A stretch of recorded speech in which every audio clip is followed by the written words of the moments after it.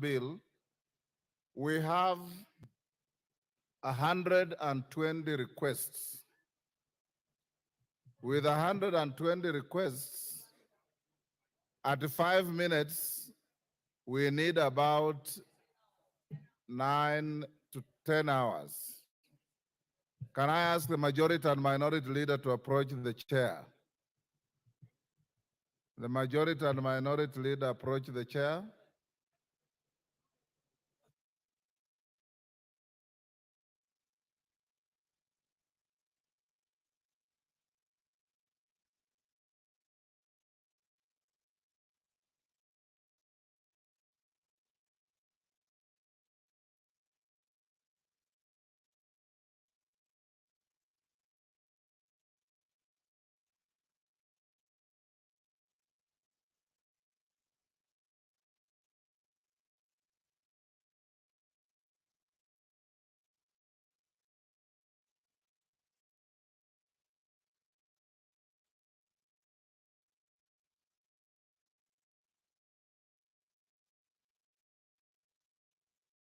Order, honorable members. Order, Wangela, take your seat. Order, Badi, take your seat. Order, honorable members. Honorable members, I want us to proceed as follows. We have Honorable Zeng, is it Zambia, who has 3.5 minutes to go. I've told you how many of you have keyed in. At 7 a.m. this morning, 50 members had already keyed in. That shows the intensity of interest in the bill. We will start the debate now up to 1.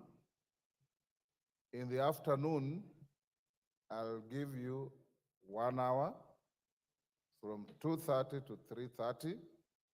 We will not need Honorable Pukose to call for the mover to reply. The mover will be called by the speaker to reply at 3:30, whereafter we shall go to vote. I've consulted with your leadership on whether we should go on with 5 minutes and cut off at the hours we have agreed, or allow more members to contribute by truncating the time to 3 minutes. If you agree to 3 minutes, we can truncate the time to 3 minutes so that more members can speak. Is that all right with the House? I put the question that the time for contribution be reduced from 5 minutes to 3 minutes. As members of that opinion say aye. Will those of the contrary opinion say nay? The ayes have it. Secondly, honorable members, I encourage you to desist from raising frivolous points of order, because some members have been raising points of order that are completely far from points of order. Yes. So, in Zambia, you finish your 3.5 minutes. The next members I call, you'll be taking 3 minutes. Members, you also keyed in very early, but sometimes the chair may not necessarily follow the list because you find like you have 10 members in a row from one side. We have to balance the House. So we will be jumping and zigzagging in the list to make sure there's some balanced representation on the floor. Zambia, go on. Thank you, Honorable Speaker, for this opportunity. Honorable Speaker, we have a responsibility as a House to protect the interests of our Kenyan citizens. Honorable Speaker, I totally oppose this finance bill. Reasons being that, Honorable Speaker, we understand that the motor vehicle tax, edible oil tax, among others, have been deleted. But Honorable Speaker, there are so many hidden taxes. Honorable Speaker, when you talk of 7 shillings per liter in fuel levy, it means that the cost of production in the local industries will go up. Honorable Speaker, even the cost of producing bread will be higher than even the normal rate as at now. Honorable Speaker, our Kenyan citizens are struggling to put food on the table. Honorable Speaker, the cost of living is going to increase even further if we consider passing this bill. Honorable Speaker, I urge members of this House to consider the cry outside there of Akina Wanjiku and the others. Honorable Speaker, the life of the Kenyan citizen of running businesses is totally unbearable as we speak now. Honorable Speaker, when it comes to the local industries, they are closing down their businesses. Reason being that the cost of production is going high and high every time. And the Honorable Speaker, we have come to understand that most of the industries are closing down, making it not possible to keep on employing more of the Kenyan citizens. And Honorable Speaker, when we talk of the NDF, there are so many hidden costs which the Kenyan as a house we should come out clear to make sure that the cost of living of the Kenyan citizens is bearable. Thank you, Honorable Chair, Speaker, and as the government, when you talk of the hustlers, the borders, the mamambokas, it is very clear that the things are getting worse and out of hand.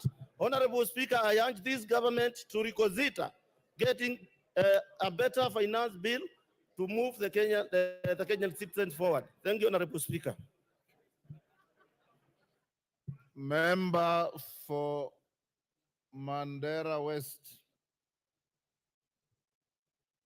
Member for Mandera West. Order, honorable members. Order. The conversations are too loud. Order. Cynthia Muge, take your seat. You've been standing there for 10 minutes. Honorable members, those who want to engage in conversations, there's a lobby out there. You can go and converse and come back. Give me time to hear what members are saying and give those who want to listen to debate. Member for Mandera West.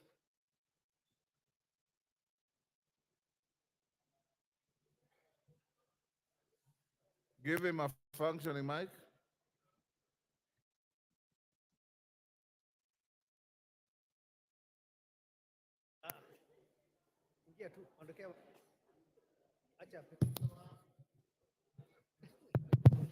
Thank you, Honorable Speaker, for giving me this chance to contribute to this very important bill that is in front of us. Mr. Speaker, sir, finance bill is an annual event. It has been done from the time Kenya was born up to this time. I personally, I think this is the sixth one I am committing or participating in. And therefore, we all know that without finance bill, there will be no government activity. If you don't pass finance bill and allow the government to continue with its activity, there will be no government activities. And we all know that the government is there for the interest of the community, the larger community. I take this opportunity to sincerely thank the Finance Committee for listening, for doing a very thorough public participation all over the country, and for listening to the various issues that has been raised by the public, and for particularly saying that the contentious issues such as the bread, the VAT on bread, motor vehicle, the eco levy on sanitary pads and diapers, the excise duties on vegetable oil and others, which were contentious, they have already recommended that it be dropped. And therefore, it is for this House to concur with the recommendation of the Finance Committee to drop those very contentious issues. I have been called by my constituents so much, but as I explained to them what has been dropped, and particularly the finance bill is looking at putting 1 billion shilling for restocking. As you all know that the area where I represent and others had a serious drought for 4 years, and we lost almost all our livestock, and we don't have any other livelihood except rearing of livestock. And this finance bill is giving us 1 billion to restock. That is a very big gain, and my constituents have told me that make sure that 1 billion is protected. Uh, Honorable Speaker, sir, there are very important gains in this finance bill, particularly. Your time up, Irene Mayaka. You have 3 minutes, so compose your thoughts and compress them quickly. Thank you, Honorable Speaker. Honorable Speaker, I take this opportunity to emphatically reject the finance bill. And Honorable Speaker, one of the things that I just want to say and make very clear is that we should not subject ourselves to the pressures that are being implemented by the IMF on funding conditions that they're giving to this country. Honorable Speaker, I want to thank the Gen Z and the people of Kenya because they exercise their rights under Article 1 and 2 of the Constitution, together with Article 37 of the Constitution. Honorable Speaker, in my quest to reject the finance bill, one of the things that I just want to say very clearly, I keep hearing members telling us that we need to start using locally manufactured sanitary towels, and especially to our male members. I just want to tell you, stop taking Panadols for our headache. Locally manufactured sanitary pads are not of good quality. You cannot expect young girls out there to use pads that will make them have infections and such like things. Honorable Speaker, some of the clauses that I really want us to look into and come and also reject is, for example, clause number 63 that talks about KRA having access to our information. Clause number 23 that talks about amateur sporting association being added additional tax. Honorable Speaker, some of the repercussions that we will have as a country if we continue with this finance bill is that we are making our investment climate to become a very unpredictable one. We will make our country not be and have appetite for investments from foreign investors and local investors.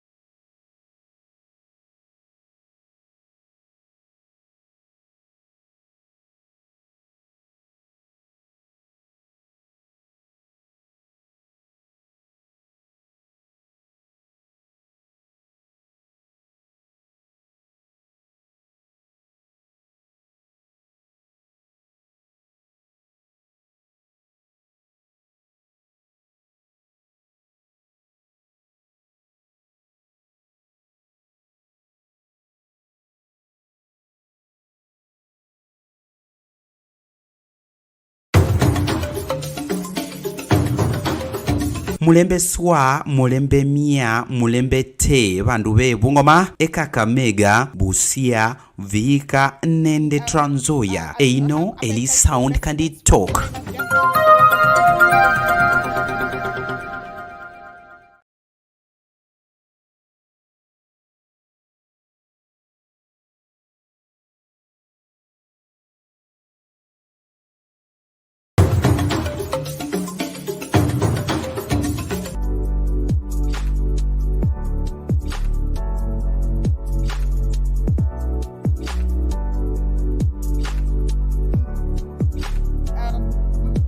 And have appetite for investments from foreign investors and local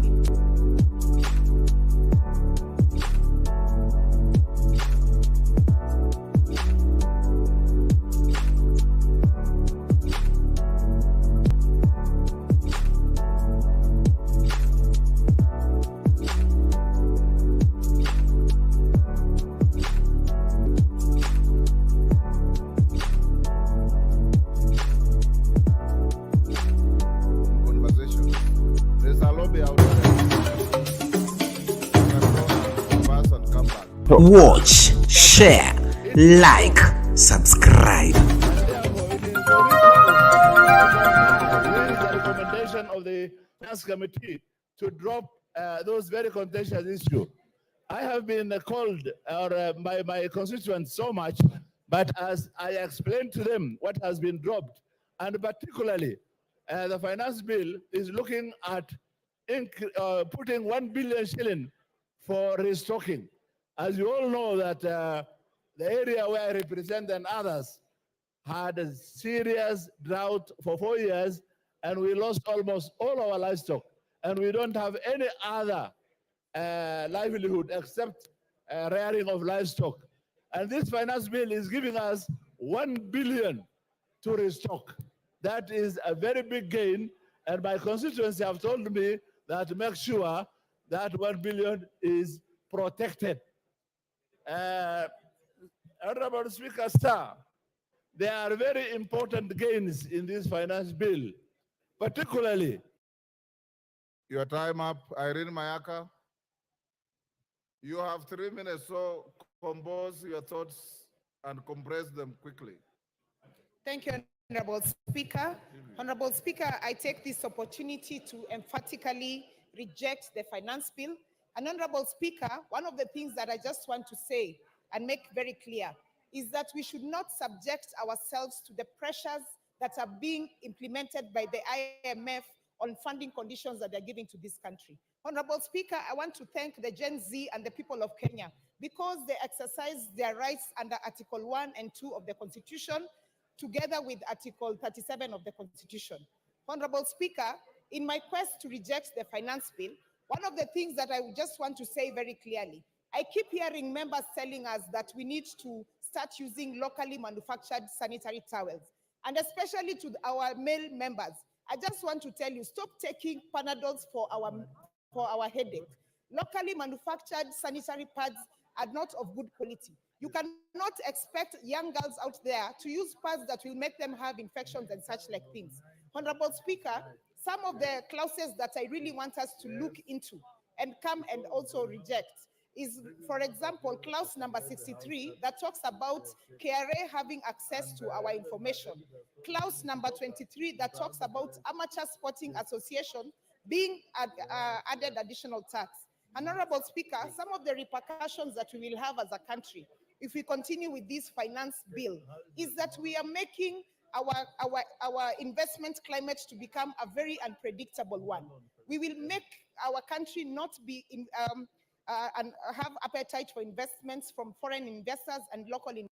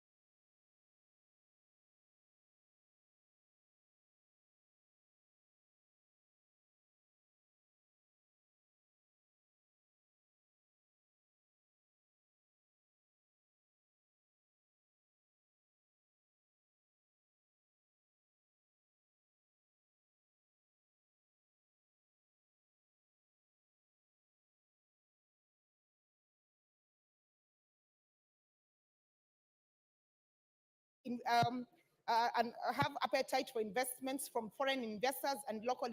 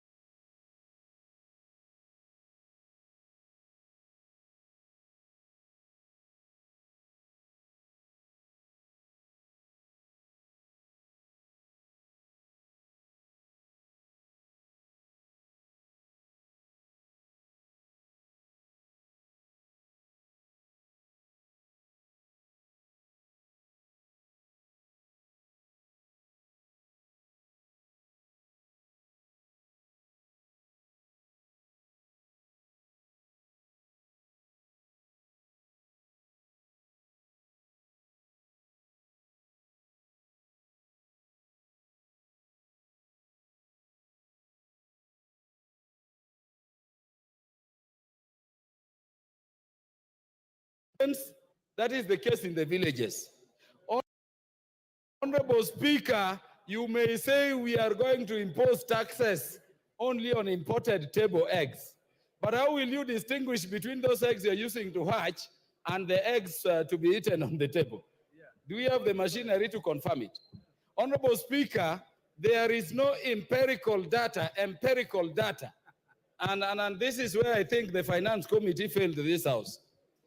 Do we have data in terms of the amount of eggs which are imported against the amounts produced locally that are in our market? Once we increase the price for imported eggs, going by the amounts, my fear, Honorable Speaker, is that when you go to the shop, you will not distinguish. Honorable Speaker, the last... Time up, Ferdinand Wanyonyi. It is 3 minutes. Don't talk as if it is 10 minutes, it's 3 minutes. I want to take this opportunity, thank you very much, Speaker, to remind this House that the budget is actually an annual circulation, and therefore I'll ask members, and I think the opportunity is there, not only that, but not to whip our emotion on this. Let's not whip our emotion on this.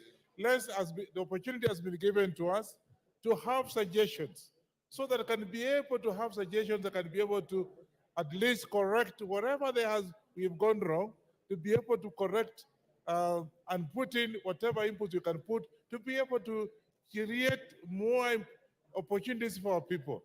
Therefore, Mr. Speaker, my is to ask members to come up with those suggestions, because the ball is in our court, to be able to come up with whatever suggestions you have, to be able to correct and implement some of these issues that can be able to make this country to be self-sustainable. As you know, you are told Kenya is now the 27th fastest growing economy in the whole country. And therefore, I want to take this opportunity to thank the committee led by my brother Kimani, that we should be able to move faster and be able to come in with suggestions to be able to move, because one of which, as you say, you want to dismiss this particular proposal. We have CDF, and have given us like 50 million shillings. We have the CAL for the ladies, that again, 30 billion shillings. And of course, electricity, to be able to have our country with nice approach to economy by having electricity all over the country. Therefore, I think this bill is good enough. We should not actually dismiss it for the sake of it. We should be able to come in with positive approach to be able to move forward. As it is today, I do just want to dismiss because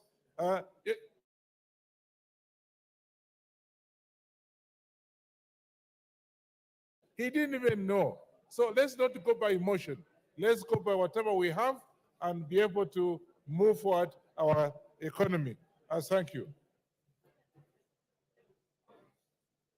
Thank you, Manduku.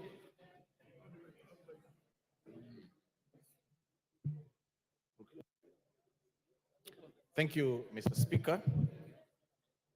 For avoidance of doubt, I stand to oppose the Finance Bill 2024 and urge my colleagues to vote no.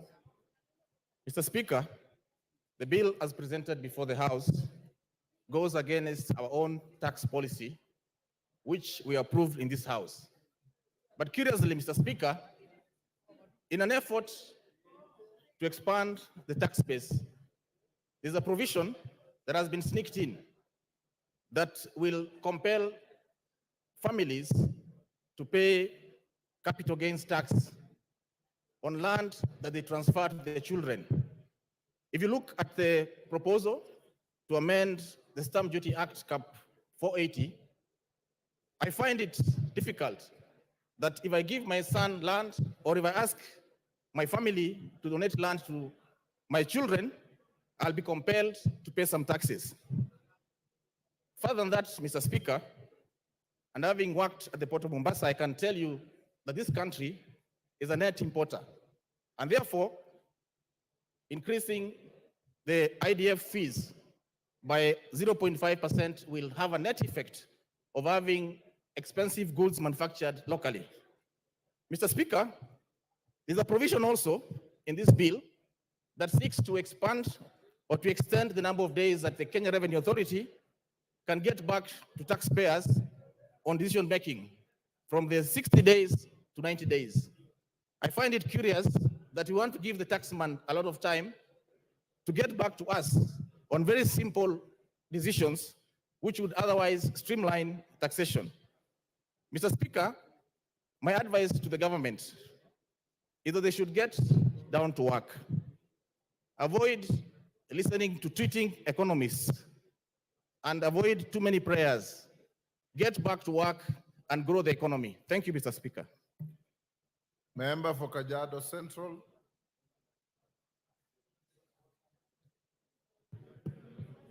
Thank you, Honorable Speaker, for giving me this opportunity. And Honorable Speaker, I rise to support the Finance Bill 2024 for the following reason, Honorable Speaker. One, the Finance Act 2023 had reduced the import declaration fee from 3.5 to 2.5%. This, Honorable Speaker, not only gave us a whole of 10 billion shillings, but it also encouraged importation. And Honorable Speaker, we all know the net effect of this. The proposed finance bill, Honorable Speaker, is proposing to take back the importation declaration fee to 3.5 and therefore discouraging importation and therefore growing our industries. Honorable Speaker, I'd like to commend the Gen Zs who have been out there, but also advise them to seek information, because one of the reasons why these young people are out in the streets is mainly because of unemployment. This importation declaration fee that has been increased seeks to grow our manufacturing sector and therefore seeks to employ the same young people. Second, Honorable Speaker, is the eco levy in clause 45 of the bill. Honorable Speaker, we all know the effects of climate change, the negative effects of climate change. This levy, Honorable Speaker, seeks to protect our environment from environmental wastes, which is one of the contributors to climate change. Honorable Speaker, we could go on and on climate change and the effects and the negative effects that this has brought to the economy of this country. And lastly, Honorable Speaker, as a pastoralist, and I also urge the pastoralist members who are here to be keen. In the past budget, we have 1 billion shillings that is meant to be restocking money for our people. Our people had suffered losses due to drought. The 1 billion is going to be a game changer to our people. There is also money for value addition. And this, Honorable Speaker, I support the bill. Thank you. Thank you. Karole Omondi.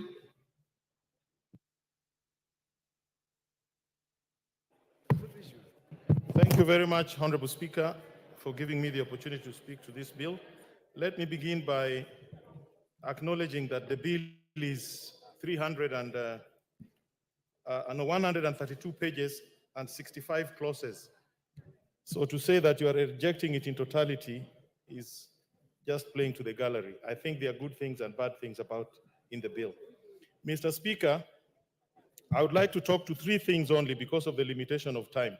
The first one is a clause that is being introduced in this bill on tax abandonment. I've not had a lot of public discussion on it, but for the first time, we are being asked to make provision in law for the Commissioner of Tax together with the CS Treasury to give tax waivers where, in their view, the tax cannot be collected. I think this is a very, very fundamental activity that requires the input of this House.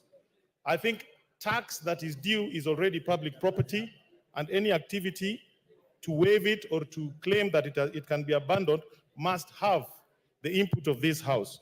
So I will be recommending, or rather I've already recommended certain amendments that will come to the floor of the House to recast this particular clause to see that any attempts to abandon tax are subject to approval of this House, as well as the requirements of Articles 201 and 210 of the Constitution of Kenya.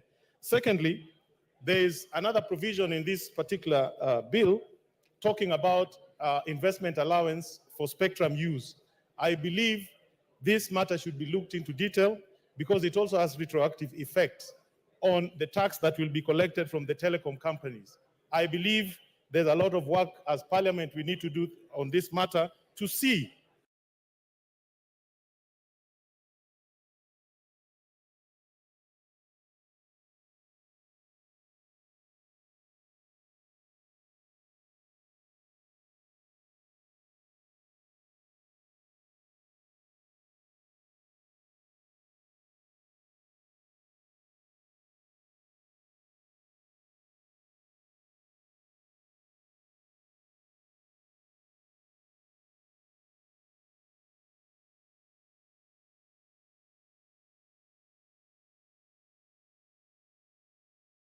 that we do not. If possible, you could add me a few minutes so that I bring forth a message. If possible, you could add me a few minutes so that I bring forth a message I have for the House. Okay, I'll give you an extra 2 minutes, so you have 5 minutes. Thank you very much, Honorable Speaker. Honorable Speaker, as the rule provided in the PFM Act, Article 39A, that we have to balance our expenditure and our revenues. Honorable Speaker, I want to talk as the chairman of budget, and I actually want to talk as an indifferent party, that whatever may happen on the bill, the Budget and Appropriations Committee is prepared, Honorable Speaker. But from the onset, we want to laud Kenyans for their voices. This country belongs to Kenyans, and when they express themselves, they are doing precisely what the Constitution provides. I also want to laud all the Kenyan leaders, including our side of government and the other side, Honorable Speaker, because we are all geared to the welfare of the Kenyan people. Honorable Speaker, I have since, and I want members to, if possible, they can have this in their mind as we debate. I have since received a letter and communication from the National Treasury addressed to the clerk of the National Assembly, but I am copied as the chairperson of budget. Honorable Speaker, the Treasury is looking in all scenarios. Scenario number one, if the bill passes only with the amendments from the Finance Committee. Scenario number two is actually if the bill, the MPs in their wisdom decide that we shelve it. Honorable Speaker, if the status quo remains, that we pass the bill as proposed by the Honorable Kimani Kuria and the committee, the appropriations bill passes as it is, Honorable Speaker, as we did last week. However, Honorable Speaker, it is important for members to note that in case there is a downfall in terms of the revenues by the proposed 200 billion that was to be raised in the finance bill, Honorable Speaker, then the government and the National Treasury and the Budget Committee is also prepared for that scenario. And I have communication, Honorable Speaker, from the National Treasury from the proposals. And I wish that I read some of them, that if the bill does not pass, Honorable Speaker, we'll be reducing the budget for the State House, 451 million, budget at the State Office of the President, 451 million, security organs, defense, for example, will be losing 7.75 billion, ongoing pivots in our constituencies will have to shelve that ambition by reducing by 800 million, Honorable Speaker. Higher Education Loans Board will be losing 3.2 billion. Honorable Speaker, the JSS teachers, 46,000 of them, Honorable Speaker, by letting this bill pass, will actually be giving jobs at the permanent and pensionable. Honorable Speaker, if the wisdom of this House is to shelve that decision, then it means the JSS teachers, whom, Honorable Speaker, I would persuade this House that we confirm there will be no funding. NGCDF will be reducing by 15 billion shillings, which is 50 million per constituency, Honorable Speaker. The monies we appropriated for electricity, 50 million per constituency, Honorable Speaker, by, again, not giving the National Treasury the power for more revenue-raising measures, the 50 million per constituency will be disappearing today, Honorable Speaker. Coffee Cheriford will be cut 1 billion, Honorable Speaker, if there is no funding, Honorable Speaker, through the finance bill. Our last plea is this. This letter is public information. It can be shared to the members of parliament. Honorable Speaker, my plea is this, as the chairman of budget, that if it's possible, the House Business Committee can actually bring the appropriations bill this afternoon.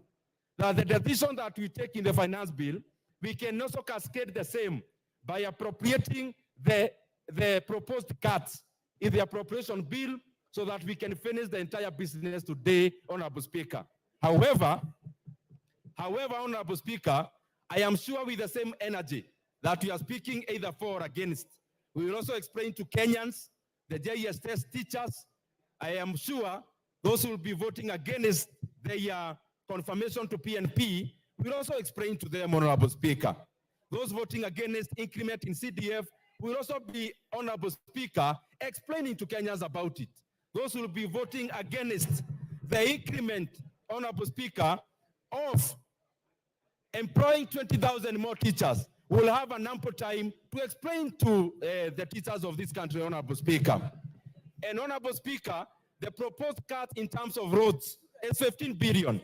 Those who will be voting against the increment of 15 billion to roads, I am sure they'll eloquently explain to Kenyans about it also, Honorable Speaker. A minute to finish.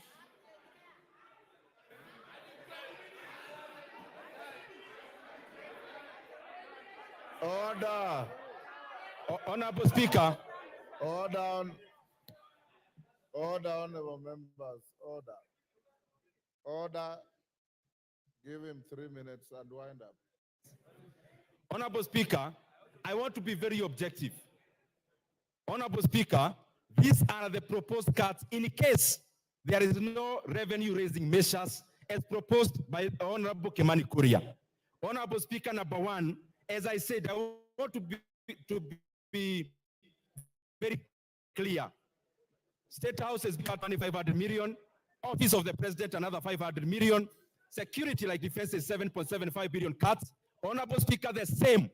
We have already promised our JSS teachers that the 46,000 of them will be employed on permanent and pensionable. Honorable Speaker, if we don't give the National Treasury the power for revenue raising measures, it means the people will be voting against the confirmation of the 46,000 interns. Will have ample time to explain to them how they voted against them getting permanent jobs, Honorable Speaker. Honorable Speaker, the reduction in NGCDF is 15 billion shillings. That is a small figure, Honorable Speaker, because I can see members are saying 50 million is not much. In Kiharo, it's a lot of money, Honorable Speaker, that every constituency will be cut 50 million shillings starting July, Honorable Speaker. GAF, we just added them 500 million. Honorable Speaker, the proposal is to reverse the 500 million and also to reduce further by an extra 1 billion, Honorable Speaker. The monies we appropriated for electricity, 50 million per constituency, Honorable Speaker. I hope those who will be voting against electrification in our villages will have time to explain to Kenyans why they are voting against electricity in our rural areas, Honorable Speaker. Honorable Speaker, there is a proposed reduction. Order. Honorable Commissioner Mishi, I know you differently. Order. Order, honorable members. Order. Order, honorable members on both sides of the house. Order. Order. Honorable members on both sides of the house. In the tradition of parliament, if you approve of something, you thumb your feet. You don't wail and shout as if you are in a rally. This is not a rally. This is a house of parliament. Dindi, can you wind up? Honorable Speaker, the other thing is that there is a proposed reduction of 1 billion shillings in livestock restocking. From our side, we believe those who lost their livestock deserve to be compensated. Those who will vote against 1 billion that is going to livestock restocking will explain to our pastoralist, Honorable Speaker. Honorable Speaker, also, the monies proposed for reduction for school feeding program is 1.8 billion. On our side, we believe the 1.8 billion is needed to feed the children of this country as they go to our schools, Honorable Speaker. Honorable Speaker, the political parties, we can all agree in unison. We are proposing a cut of 900 million. I know that is not contentious. We can agree to cut it this afternoon, Honorable Speaker, because we are also prepared for it. Honorable Speaker, there is a proposed cut of 5.5 billion shillings for cash transfer. Our parents who registered last year deserve to get their cash transfer. Order, time up. Bet Simba. Order. Rosa Buyu, you have already spoken on this bill. You have no business doing what you are doing. Asante sana Mheshimiwa Spika kunipa fursa na mimi niweze kuzungumzia kuhusu mswada huu wa fedha.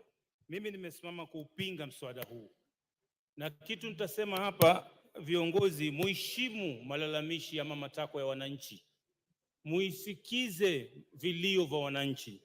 Kuongeza ushuru wa mafuta kutapandisha kila bidhaa ambayo inahusiana na mafuta. Kwa hivyo hii ni shughuli ambayo haifai, kwa sababu gharama za maisha zitakuwa juu. Kuweka ushuru kwa bidhaa zinazotoka ng'ambo zitamrudia tena mwananchi, kwa sababu bidhaa zinazotengenezwa hapa nchini bado haziwezi kukimu mahitaji yetu, mpaka tutachukua tena kutoka kule zile za ng'ambo, ambazo zitaleta shida zaidi. Kwanza tutengeneze viwanda vyetu kabla tujaweka ushuru huo. Na kuhusu kwamba fedha zitatoka wapi, wapunguze matumizi katika ofisi za serikali. Wanaweka pesa nyingi kuhudumia wageni wakija. Kama mgeni amekuja, mpe maji ya kunywa, na kama ni lazima akae paka mchana, mpe kidheri, mwambie hiyo ndio chakula chetu cha kitamaduni, sio kukula makuku na madino kwa gharama za wananchi. Mnaleta paka tu katika sehemu zenu. Kupandisha bei ya mikate, mwananchi wa kawaida ni bidhaa ambayo inatumika kwa kila boma. Kila boma asubuhi na jioni natumia mikate. Wewe unaenda kuongeza ushuru wa mkate, na mkifanya hivyo tutakunywa chai na mgokaa, kama ndio mnataka hivyo. Kwa hivyo, Mheshimiwa Spika, ni kwamba serikali ipunguze ile matumizi ambao wao wanafanya, wapunguze safari wanazokwenda nje, waende mahali ikiwa ni muhimu na ni watu wawili pekee yake, hapana kwenda watu 30, alafu mnasema wananchi waongeze ushuru, na huku mmechukua ndege nzima mnaenda nayo huko nje. Mnakwenda mahoteli, mnazungumza ambao mikutano mnaweza fanya katika boardroom zenu. Hiyo ndio sio ni matatizo. Kwa hivyo mimi nasema kwamba ushuru ama hii mswada wa fedha uangushwe huu, kwa sababu wananchi wameusoma. Msione wale watoto wale vijana wameandamana, walisoma, kwa sababu huu mswada uko katika mitandao, wanajua kila kipengee kile kilichoko pale. Mnaongeza matairi, mnaongeza vyombo ambavyo vitapima saratani, mnaongeza bidhaa ambazo za x-ray ambao tayari matibabu ni gharama, na saizi mnaongeza tena. Itakuwa zaidi, watu wanaumia, watoto wanajinyonga huko kwa sababu ya depression ambao ziko nazo. Kwa hivyo, Mheshimiwa Spika, nimesimama kupinga mswada huu. Asante sana. Mwengi Mutuse.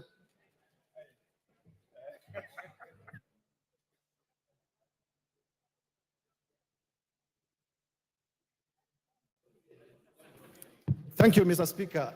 Mr. Speaker, my friends. Thank you, Mr. Speaker. I wish to make a very brief contribution.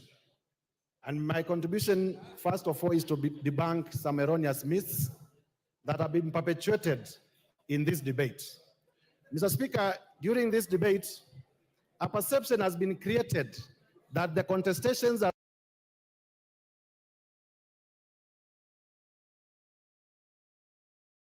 around the finance bill have only happened after President William Ruto became president. Nothing can be far from the truth. Mr. Speaker, those of us who are students of history know that taxation began 3,000 years before Christ, actually in the ancient kingdom of Egypt. And even at that time, taxation was contentious. It has also been said before this House during the government of Kenyatta I, during the government of President Moi, during the government of President Kibaki, during the government of Kenyatta II, and even now, the finance bill has been an annual event, and it has never been a smooth sail. But something different has happened this year, Mr. Speaker. During the many times that the finance bill has been presented before Parliament, a lot of the times the voices of the people have never been factored by either the Parliament or by the executive. But for the first time in history, the voices of the people have been heard and have been factored in the report that was presented before this House by the Finance Committee. One of the principles of good governance is responsiveness to the wishes of the people.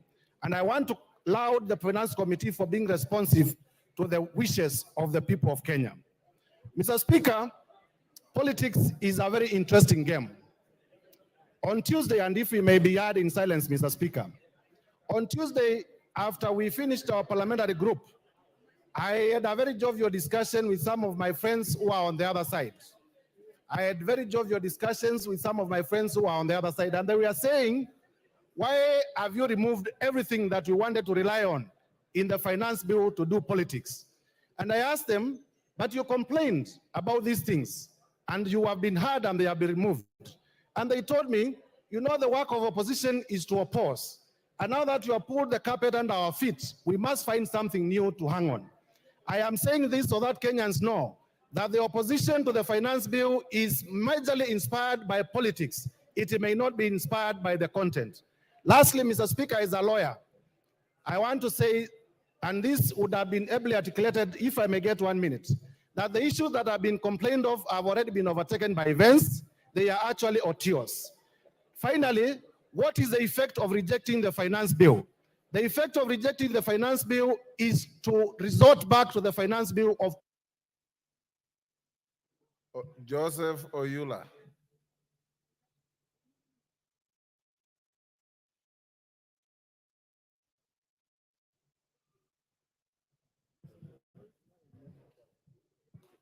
Well, thank you, Mr. Speaker, for giving me this opportunity to also contribute to this important bill. Mr. Speaker, I want to start by thanking the Finance Committee for the work well done. It took a long time, but they came up with a good report. Mr. Speaker, notwithstanding the amendments that were made, this bill was a disaster. This bill is assuming that the Kenyans' tax rate should move to a higher rate regime, which is not comfortable for this country at all. Mr. Speaker, we should not take ourselves to a higher tax regime, which is going to cause stress to our business community and the individuals. The country needs to move slowly towards a higher tax regime. If the country is moved very fast, Mr. Speaker, then we will not balance our budget. Mr. Speaker, we need to make sure that the revenue is raised, yes, but also the tax rate is comfortable to the community of this country. Mr. Speaker, as we go through this bill, Mr. Speaker, let us note that increasing the tax rates does not guarantee raising that money. It has happened in the bill for 2023, we never made it. The chances are that during this period, we may also not make it.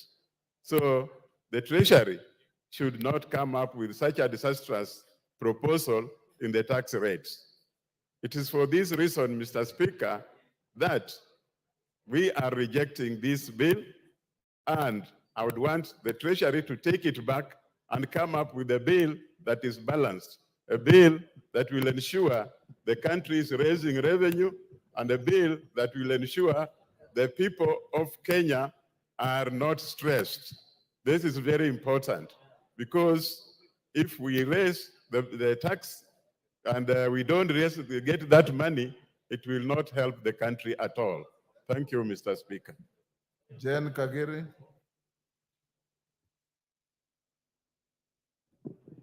Thank you, Honorable Speaker, for giving me an opportunity to contribute to this very important bill.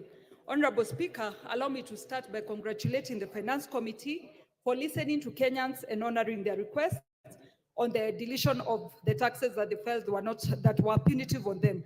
Honorable Speaker, I would want to contribute on the clause on the introduction of eco levy on sanitary towels and diapers. Honorable Speaker, I speak as the chairperson of the 47 women representatives. And recently, Honorable Speaker, we had the opportunity of enacting the Education Act of 2016, where we ensured that every student from class 5 to class 8, girls receive their sanitary towels. Honorable Speaker, out of the 47 counties, only 4 local manufacturers were given the opportunity to supply these sanitary towels.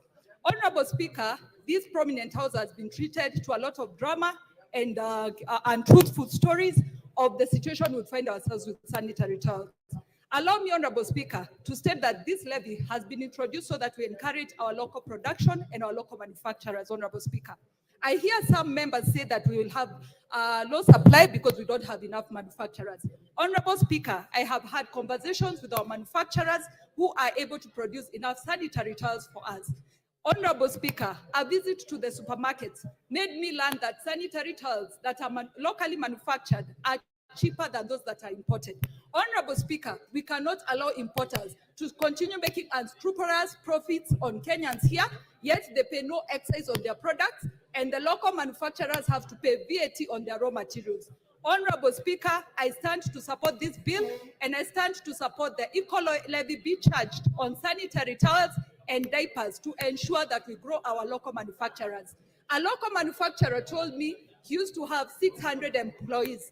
He has reduced them to 100 because of idle capacity. Honorable Speaker, it is our time to stop speaking from both sides of our mouths. If we want to create employment, we cannot be the defenders of importers. Anybody who wants to import can come set up the industry locally, and that way we are going to give them all the business that they need. And if they lack a place to go and establish their industries, I'm gladly welcoming them to Laikipia County, where they can come and set up a manufacturing industry, and we will not charge them any duty as long as they're producing diapers and sanitary towels locally within our country. Honorable Speaker, allow me to conclude by saying, Honorable Speaker, allow me to conclude by saying, I'm speaking as a user of sanitary towels, as well as a mother to a toddler who uses diapers. So, Honorable Speaker, anybody telling us about imported sanitary towels, they range from the price of 75 shillings to around 175 shillings. Locally produced sanitary towels are ranging between 55 shillings and 75 shillings. Andon Oloch.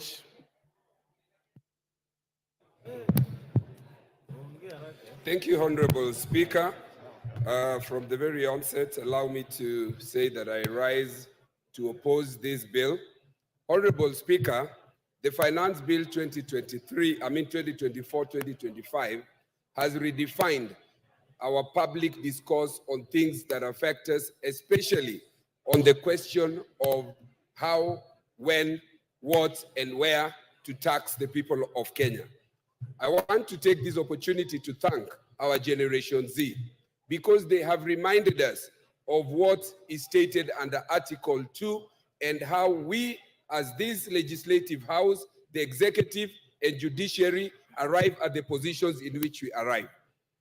Honorable Speaker, this generation in their public discourse on the question of the finance bill has reminded us that the sovereign power actually belongs to them. All this power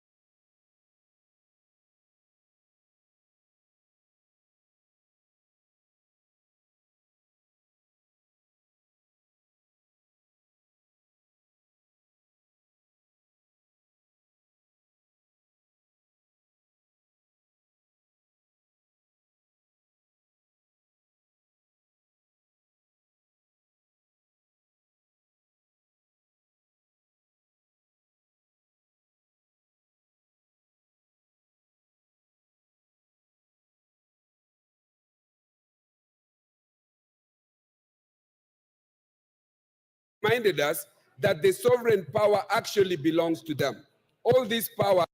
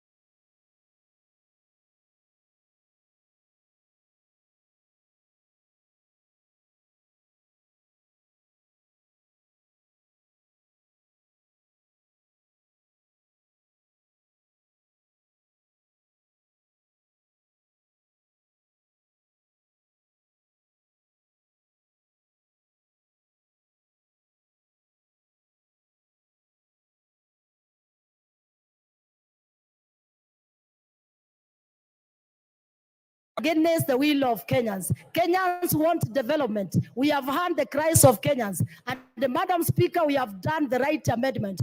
And your time is up. Honorable Muliungi, Mwingi Central.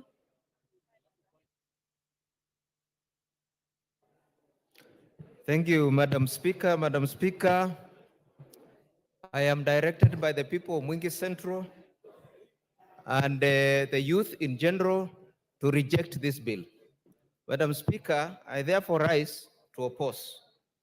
Madam Speaker, this bill is not only punitive, but retrogressive. Madam Speaker, the amendments done by the Finance Committee were meant to hoodwink Kenyans because in the first instance, why didn't you put tax on bread? Why didn't you put tax on diapers? Why did you put tax on cooking oil? These are essentials. Why did you put tax on M-Pesa? Why did you put tax on boda? Madam Speaker, I'm very disturbed by this finance bill, especially because this government is insensitive even to the sick. There is a tax on cancer equipment, which will eventually increase the cost of treatment of cancer. Madam Speaker, the bill in general, it aims to increase taxation, which eventually will increase the cost of living. And it will make life harder and make Kenyans poorer. Madam Speaker, we recall that the Kenya Kwanza government promised a bottom-up economic model, taking money to the hustlers, to the villages, to the poor. But this bill is now taking money from the poor and bringing it back to Nairobi. Madam Speaker, I care for the people of Mwingi. I care for the jobless.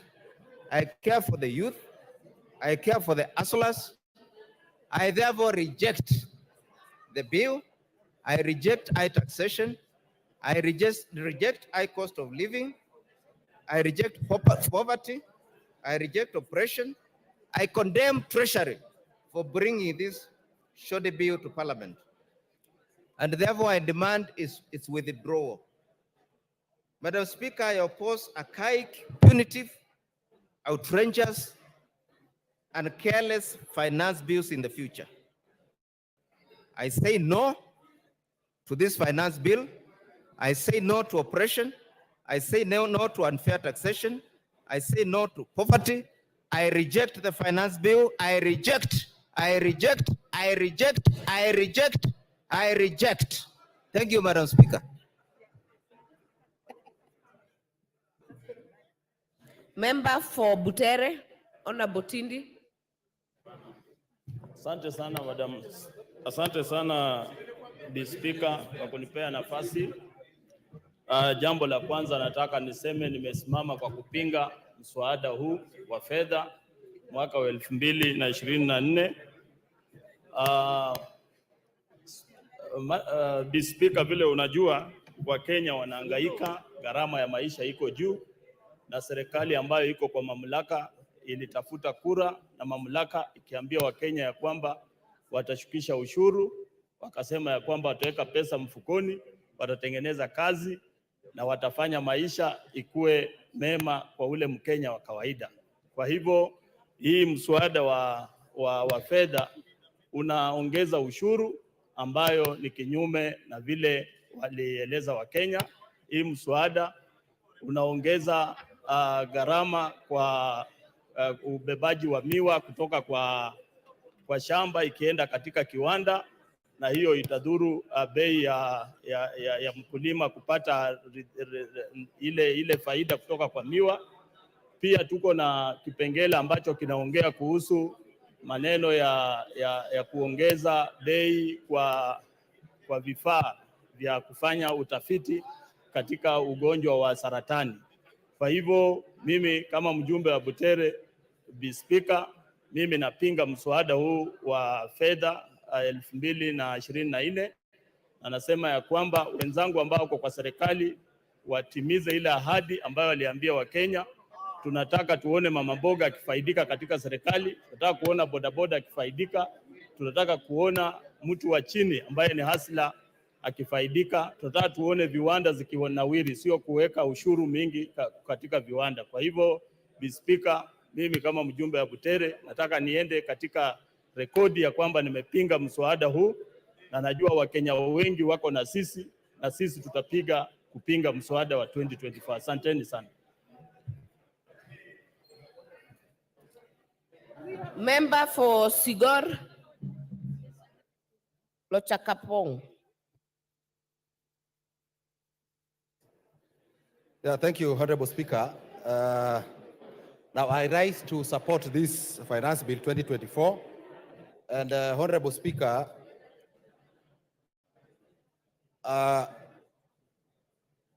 arising out of the report of the Finance and Planning Committee that has considered the recommendations through public participations of stakeholders, that is Kenyans, and proposed a raft of amendments to the finance bill. Honorable Speaker, I will want to support based on that. Now, Honorable Speaker, when you look at the report of the Finance and Planning Committee, which is a committee of this House, having looked at the finance bill and having listened to the stakeholders, Honorable Speaker, I think it is a good report. And on the basis of this report, Honorable Speaker, I want to support this finance bill. Now, Honorable Speaker, it will also be dishonest for those opposing this report and this bill that they are only looking at the finance bill as proposed and not looking at the report of the committee that has looked at this finance bill. Honorable Speaker, now arising out of the engagement from public participation and the stakeholders, Honorable Speaker, now the committee has proposed a raft of amendments to the bill, which has taken into account the wishes and the thinking of the majority of Kenyans. Now, Honorable Speaker, I think it will also be important to inform the Gen Zs that they need to be updated because they are on the streets based on the original bill and not taking into account what the committee has recommended for amendment. Now, Honorable Speaker, when you look at the committee's report, there is a proposal to increase the excise duty on money transfer services, which has since been dropped by the committee. Now, motor vehicle tax of 2.5%, Honorable Speaker, has been dropped. 16% VAT on financial services has also been dropped by the committee in their recommendation. And I think, Honorable Speaker, this is a good thing. Now, Honorable Speaker, from the report of this committee, now, KRA, they have dropped the KRA to access personal data, and that has been dropped. 16% VAT on solar has also been dropped. Now 16% VAT on ordinary bread has also been dropped. So I think it is good to tell the country that that is what has happened. Now, Honorable Speaker, there is a proposal in the budget of 1 billion shillings for livestock. Member for Migori, Honorable Fatuma.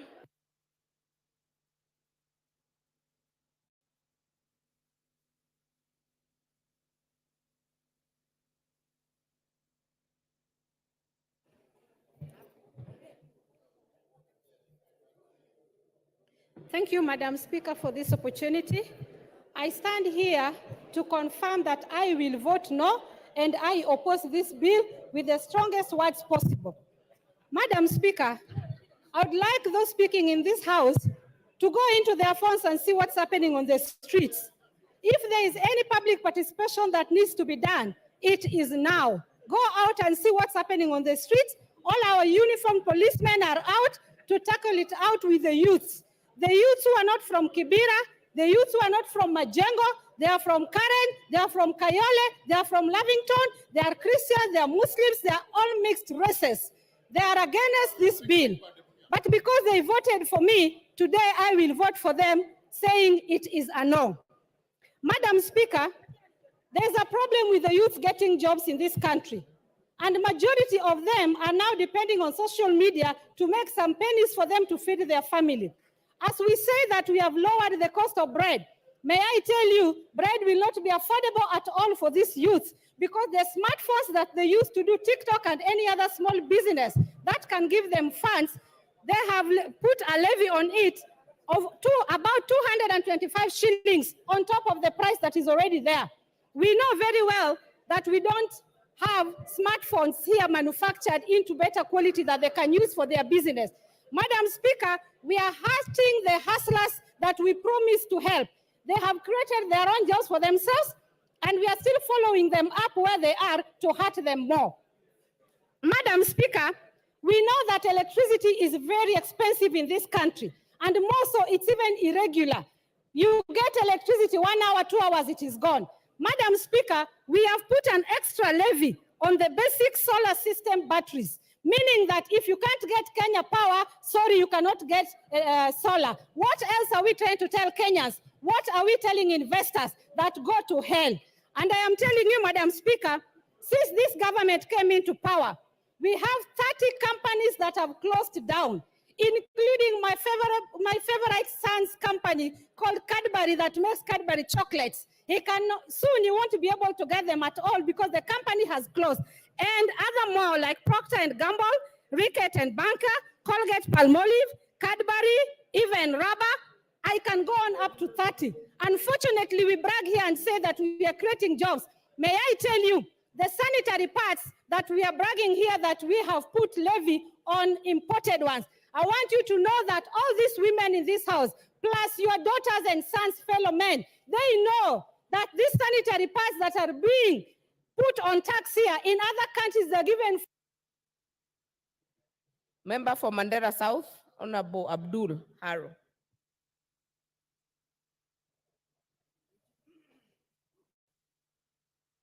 Give me the mic.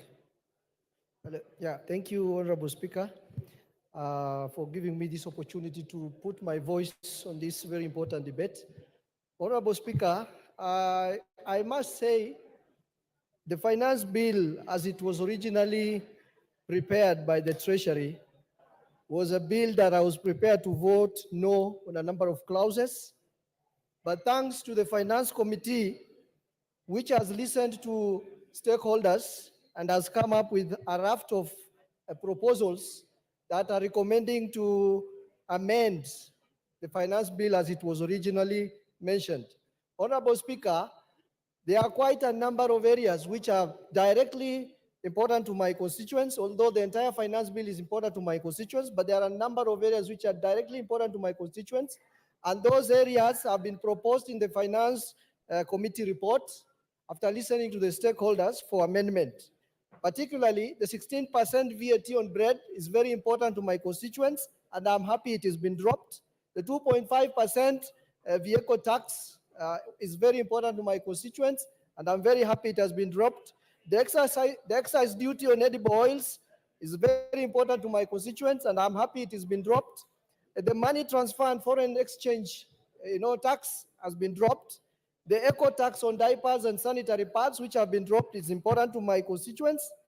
And Honorable Speaker, the housing levy, the NSSF and NHIF, which is now a tax deductible item, is also very important, which means those who are salaried will not have a lot of taxes to pay. And Honorable Speaker, the proposal to amend Data Protection Act for KRA to access our data has been removed. That is also an important area to my constituents. And Honorable Speaker, the 16% VAT on supply of solar and lithium batteries is important because it promotes uptake of clean energy for my constituents and the rest of Kenyans. Honorable Speaker, on the divide side, I'm also happy that 18 billion has been set aside for the employment of 46,000 JSS teachers on PNP, on permanent and pensionable terms. And I'm also happy that the appropriations bill also is going to fund the extra hiring of another 20,000 JSS teachers, coming from an area where teachers is a challenge to our schools. I'm very happy that this is happening. And 1 billion for restocking livestock that have been destroyed as a result of drought and floods is also very important for my constituents, and I'm happy with that. The school feeding program, which is going to be funded by the government, is also very important to my constituents, and I'm happy.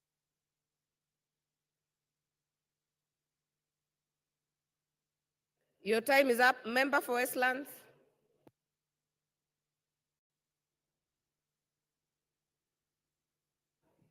Thank you, Madam Speaker. Madam Speaker, from the onset, I want to say that I oppose this bill because, Madam Speaker, Kenyans are feeling the weight of being overtaxed. And Madam Speaker, I'll paraphrase, Madam Speaker, what the former Prime Minister of England said, Winston Churchill. For a nation to try to tax itself into prosperity, it's like a man standing in a bucket and trying to lift himself up by the handle. Madam Speaker, the problem we have in this country, Madam Speaker, is not about taxes. Kenya is not paying taxes. Kenyans pay taxes, Madam Speaker. But the problem is this money is not used properly. There's a lot of wastage in the government. There's a lot of corruption, and the corruption these days is done in the budget. Madam Speaker, they hide money in the budget and it disappears. People negotiate deals and hide money. Madam Speaker, if this money is put to good use, the government will have enough money to do their projects and serve Kenyans, Madam Speaker. Madam Speaker, the several proposals that have been made, and some of them, Madam Speaker, have been dealt with by the committee. But Madam Speaker, this we must bring to the amendment when it comes to the House, Madam Speaker, because this bill does not address an equitable and inclusive fiscal policy that fosters sustainable development, Madam Speaker. Madam Speaker, the Finance Bill 2024, as it stands, is punitive and it will have devastating effects, Madam Speaker, on young people, not only in Nairobi, but all over the country. And Madam Speaker, you've seen the young people who are demonstrating now are young people. This G generation, Madam Speaker, they have come out in droves. And Madam Speaker, if anybody is trying to wish them away, these young people, they don't care. They are serious and they're coming out with issues. They have taken our numbers, they are sending us messages. And Madam Speaker, these children are now saying no. And that was the government promised that they are going to lift their lives from bottom to up. But now it looks like it will never happen. So, Madam Speaker, this bill does not address those issues, and I oppose. Honorable Mark Mwenje. Thank you, Honorable Speaker. Honorable Speaker, I rise to reject this finance bill.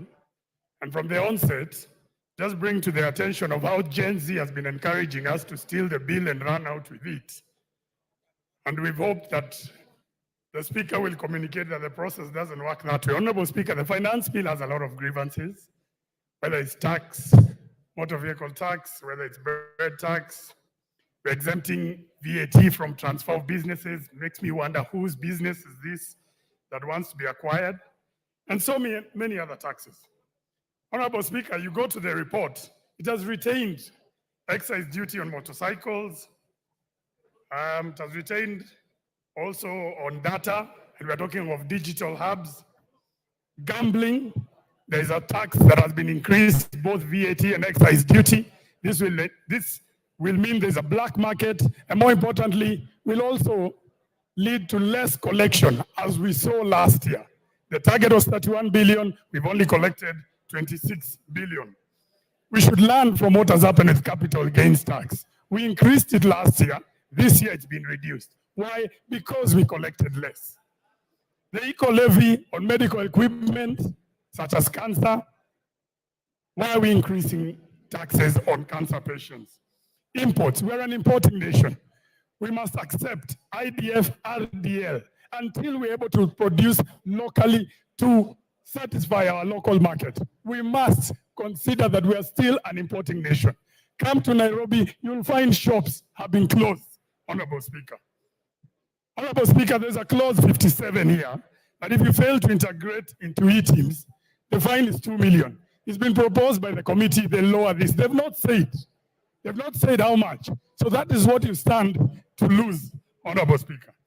Honorable Speaker, this finance bill in the last years, based on the number of businesses it is killing, it operates like a serial killer. And serial killers leave a trademark so that they can be identified. You want to find it in this finance bill, it's in clause 66. Why would you put that clause there, Honorable Speaker? Honorable Speaker, clause 63, which talks about KRA accessing your data. I want to challenge the entire House. Look at the amendments of the committee. They have not said they are withdrawing this clause. This clause still remains as per the recommendation in the report. So, and I want to tell the members on the other side, this clause will hurt you more than it will hurt me, Honorable Speaker. Finally, Honorable Speaker, Section 54 of the Housing Act. Why are we deleting it? Who are we selling these houses to?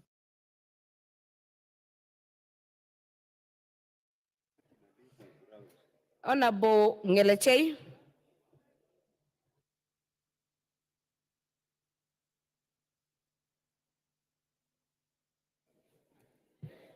Thank you, Madam Speaker, for giving the people of Elgeyo Marakwet an opportunity to speak on the Finance Bill 2024. Madam Speaker, first of all, before I say something, at times it is very dishonest or very ignorant for members of parliament who would want to celebrate the increase in CDF, NGAF, and get other funding for maybe electricity, water, without telling Kenyans where the money is supposed to come from. Again, Madam Speaker, I think there is a misconception there in the public, especially the Generation Z. They don't understand that the finance bill is there to enable the budget, for the budget to be implemented.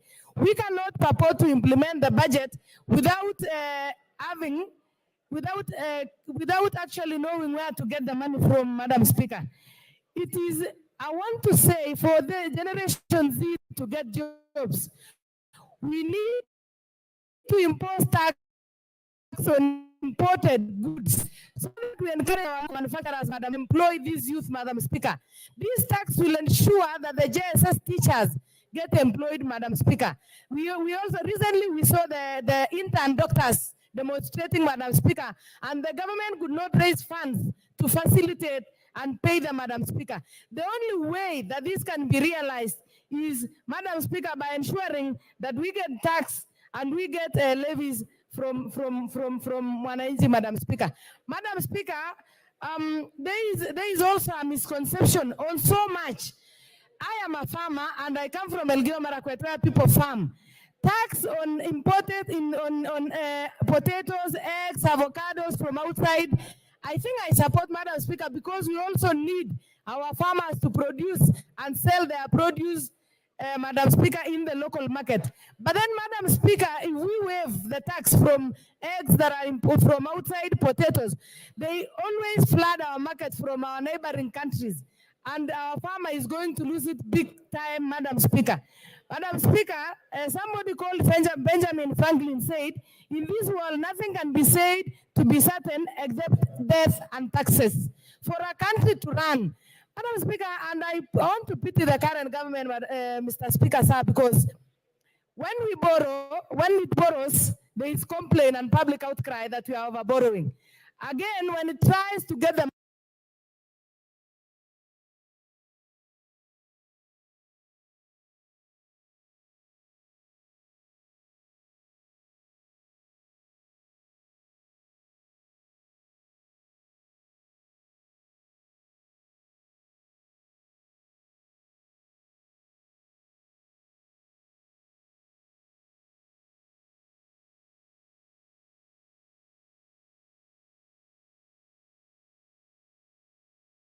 an outcry. I think there is something that people who have a knowledge and idea are misleading young people, maybe who are not aware of what it is, madam. Charles Onjoke. Charles Onjoke. Honorable Speaker, thank you for the opportunity that I may contribute to this bill. On behalf of the people of Bonchari, who have sent me various views about this bill, they have taken time to go through it. Some of the issues they say are as follows: that there's wanton wastage of government public funds that were to be stemmed, then we can have a better economy and a better bill. Two, the bill as is, the VAT on bread is not acceptable by the people of Bonchari. The tax on motor vehicles, and most of the taxes seem to be dampening the economy. We'd have to see a situation where the taxes promote the growth of our economy. The basis of taxation is two things: the base and the rate. We seem Treasury and KRS to be fixated on the rate. The base is stagnated. How I wish we focused more on the rate so that there's more relief on the Kenyans who are paying the taxes. Honorable Speaker, people of Bonchari would want a tax that is more humane, a tax that they can afford because they are impoverished, they are overburdened as things are now. School fees is a problem to pay, medical fees are a problem to pay because there's not money in their pockets. We hear that the economy is doing well, and if the economy is doing well, this should be reflected in the base of the tax. But instead, we are seeing the rate being raised without being compensated on the base that is said to be growing. The two items that are touted to indicate that the economy is growing is the dropping inflation and the exchange rate. However, the public debt that is rising all the time is not discussed. The unemployment, where you get 2 out of 3 people unemployed, particularly the youth, it's not discussed. Those are very critical items of the economy, the state of any economy. We'd want measures in our physical strategy or plan that speak to addressing the unemployment in this country. With those, Mr. Speaker, and following the recommendation of the people of Bonchari, I object the bill.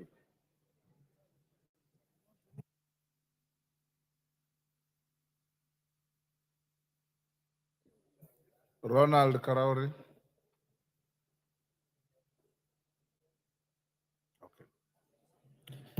Thank you, Mr. Speaker, for giving me an opportunity to contribute to this motion. And I want to start by commending our Gen Z Kenyans who came out in large numbers. I think some of us who are never involved in politics, and these young people are realizing now that change will not come if they do not get involved. We've all received so many text messages from these Kenyans from all over the country. Some of them were asking for donations, some of them were for sponsorships for school, most of them were about the finance bill. We're also getting M-Pesas to confirm our identity. Mr. Speaker, regrettably, the maximum amount I got was less than 50 shillings, while most of my counterparts got over 100,000. But I want to encourage Kenyans to keep contributing because I have a foundation which supports needy children in Kansarani to go to school. I understand the frustration of these Kenyans. When there is a tax on bread, when they do not have jobs, I understand why they would go on the streets. When you have failure in collection of taxes and never achieve the target, and you see bloated budgets and expenditures, it is very likely that people will go on the street. When you see a policymaker, I saw someone from KRA on TV the other day who could not explain the motor vehicle tax. This only creates the perception in the public that these taxes are out there to hurt them and not to help them. But even as I say that, Mr. Speaker, we must come back to reality. We have a budget deficit that we need to bridge. We need to stop borrowing. Members of this House passed a budget policy statement. I talked to one of my colleagues here and he told me we will pass the budget policy, but we will reject the finance bill. You know, when we talk, the changes have already been made, and I want to commend the finance committee. The VAT on bread has been dropped. The excise on vegetable oil has been dropped. The motor vehicle tax has been dropped. Mobile money transfer has been dropped. I would be a very deceptive individual if I did not change my stance and now support the bill with the amendments. For the Gen Z, I want to tell you the headlines of yesterday's newspapers. Nation headline said, Ruto backs down. The Standard talked about Ruto beats a retreat. My advice to them is that you've already won. In terms of the budget policy, the changes have been made in the finance bill, and you should be celebrating. And with those... Evo Bara.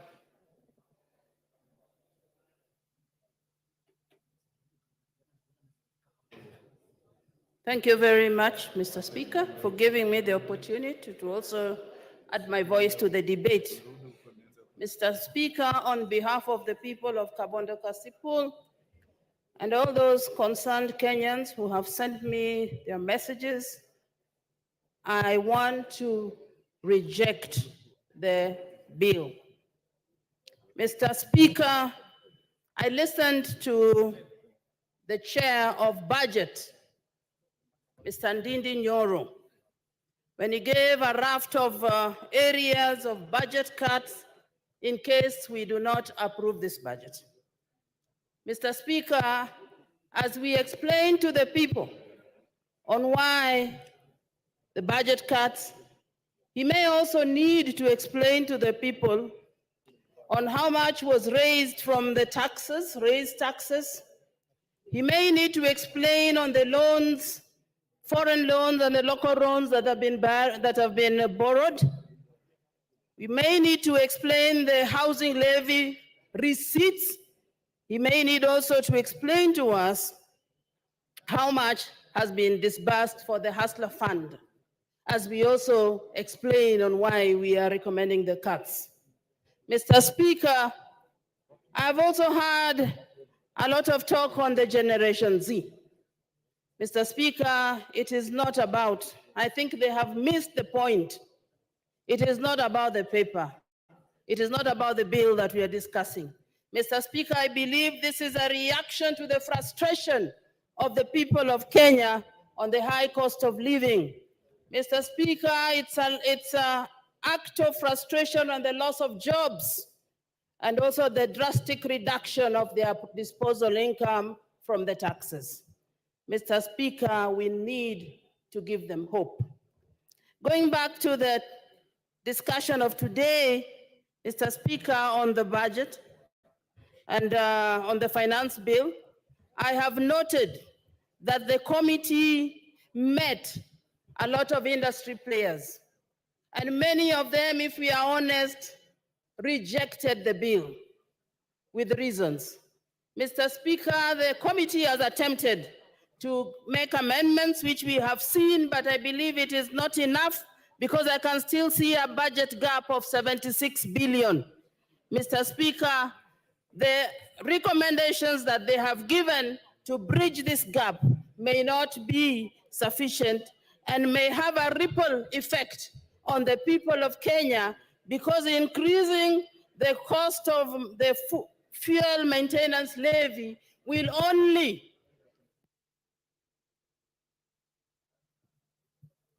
Hamisi Abdi Voi.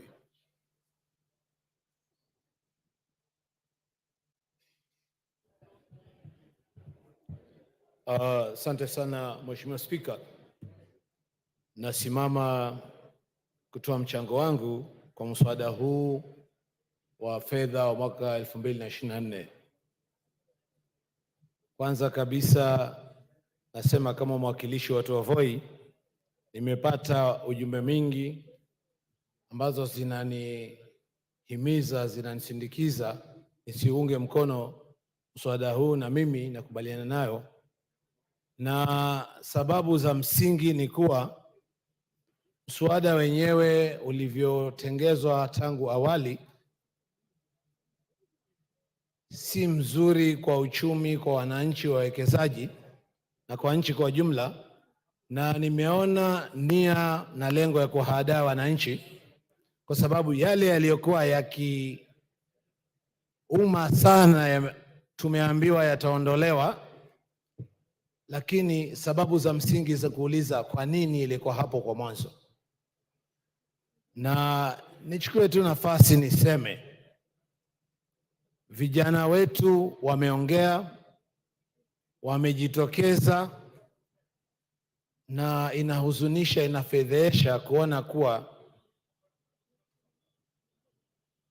maafisa wa polisi wamewafuata, wamewaghadhibu, wamewasumbua, wakati wao wanaenda kulingana na katiba, hasa article ya 37 ambayo inawaruhusu wao kuweza kukutana, kuandamana na kupeana pia petition. Na ingekuwa uzuri kwa nchi hii tudumishe demokrasia na tuweze kwenda kistaarabu. Mheshimiwa Spika, utunzi wa sheria unatakana kuzingatia hali ya wananchi, na hata ukiangalia kwa Kiingereza, huu mswada huu ni kuwa unarekebisha mswada mwingine, na la msingi ni kuwa tungefanya iwe rahisi. Malengo ya kukusanya ushuru hayakufikiwa, na hasa sababu kubwa ni kuwa hali ya uchumi imekuwa ngumu, wawekezaji wameondoka, kazi zimepotea, na mswada ungelenga aidha kuacha pale pale ama kupunguza yale yaliyokuwa kwa wakaza wananchi. Na kuna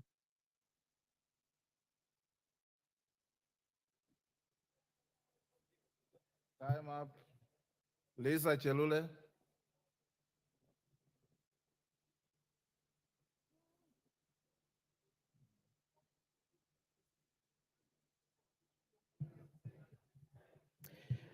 Asante sana Bwana Spika kunipatia hii nafasi pia nichangie kwa mjadala ya mswada ya fedha katika bunge hili.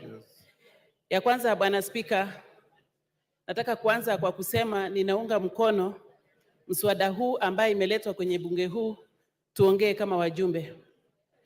Bwana Spika, tunaelewa kwamba tulikuwa na waziri wa fedha wiki iliyopita ama wiki mbili iliyopita, na yeye mwenyewe alitupatia taarifa ya mahitaji ya kila wizara, na aliguzia sana wizara ya elimu na akaguzia sana wizara ya agriculture. Sisi wote tunaelewa kwamba ni wa maana sana kusaidia wakulima ambaye ni wengi miongoni mwetu. Bwana Spika, naelewa kwamba katika agriculture tumeangalia kila sekta. Wakulima ambaye wanalima horticulture ama wakulima ya kufuga ng'ombe ya maziwa. Na nilifurahi sana sababu kuna pesa imetengwa ili wakulima ya maziwa wapate kujengewa mafactory ya kutengeneza maziwa yao. Hii ndio itapatia nafasi vijana waandikwe kazi na itapatia usaidizi kubwa sana kwa wakulima wetu. Bwana Spika, nataka kuongea juu ya wale vijana ambaye tunaelewa sisi wote kama wabunge kwamba walifanya maandamano na wakasema nataka kuandikwa kazi katika serikali kulingana na utaratibu ya serikali. Na pesa imewekwa katika wizara hitaji, imewekwa katika wizara ya elimu ambaye walimu wengi wataandikwa kazi. Wale wamepatiwa kazi ya internship katika wizara mbalimbali watapatiwa nafasi ya kuandikwa kazi kikamilifu.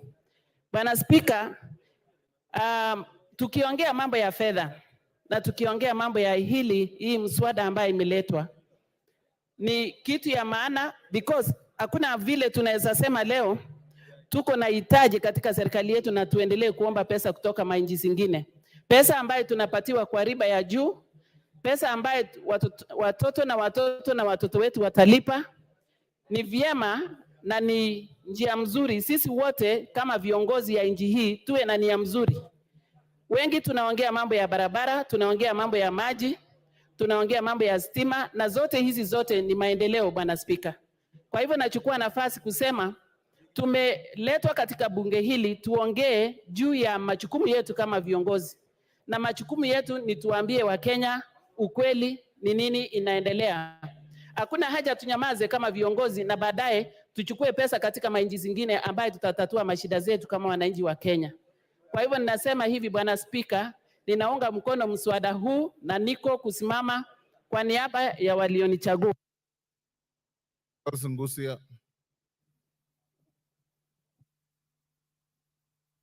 Finally, Mr. Speaker, thank you for this opportunity just to add my voice on this matter, which has been the most controversial finance bill in Kenyan history, Mr. Speaker. Allow me to start thanking the Finance Committee for the meticulously and excellent job they have done so far. Because, Mr. Speaker, based on the circumstances, the 18 things they have dropped in this finance bill is not easy. This is a thing that could have actually caused what we call economic earthquake or economic crisis in our country, Mr. Speaker. I am thanking them because they have dropped the following proposals. One is motor vehicle tax, excise duty on telephone, internet and mobile banking, 16% VAT on solar, on supply of solar, and eco levy actually on some of the few items, and even the proposal to levy the capital gains on the transfer of the property. However, Mr. Speaker, based on all these 18 issues they addressed to the Kenyans, I still feel the mood in the country and even what we call the Finance Act of 2023, Kenyans have not recovered on all these issues, Mr. Speaker. And based on what I have been instructed by my voters, based on what Kenyans are doing at the moment, even now, going all over the street, I want to oppose this finance bill on that issue.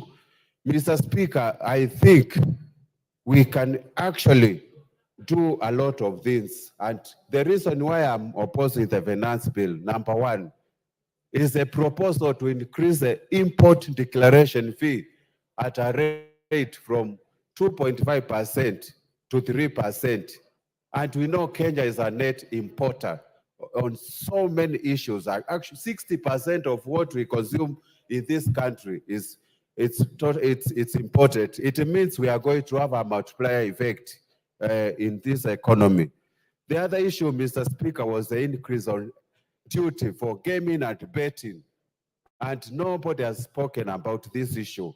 Increasing it from 12.5% to 20%, Mr. Speaker, this is the only fund we are relying to take the sportsmen and other people to compete in international competition like the Olympics Games we are going to witness in France next month, Mr. Speaker.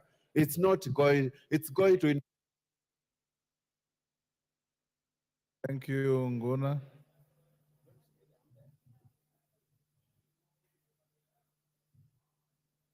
MP Brett.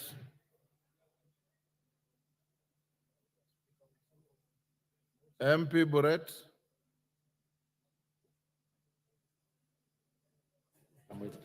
Thank you very much, Mr. Speaker. I rise to support the motion, no, not the motion, the bill, finance bill, together with the proposals that the Finance Committee has recommended in their report. Mr. Speaker, we must come to an agreement as a House that we cannot propose one thing and do another thing.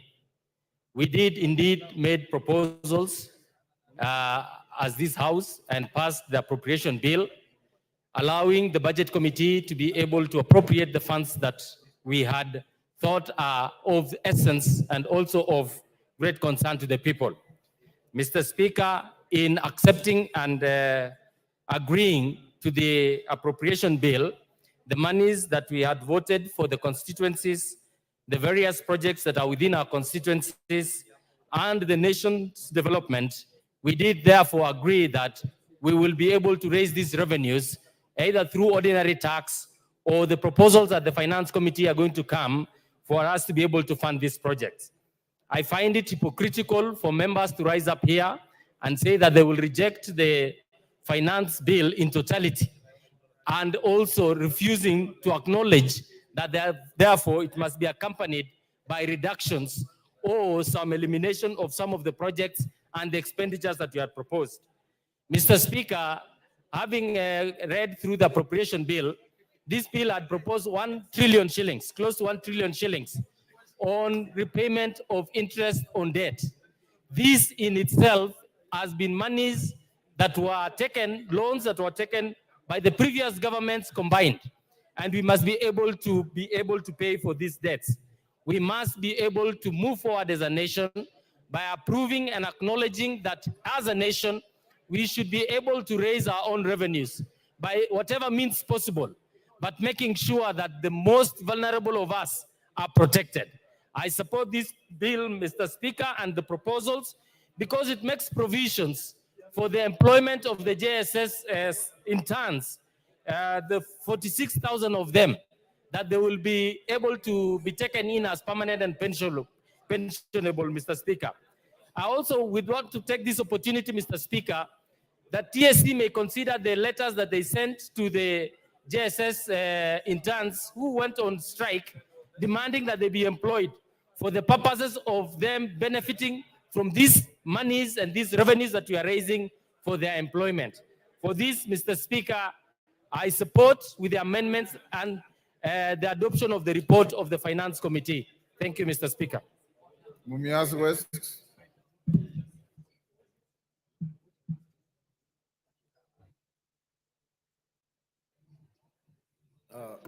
Thank you, Mr. Speaker.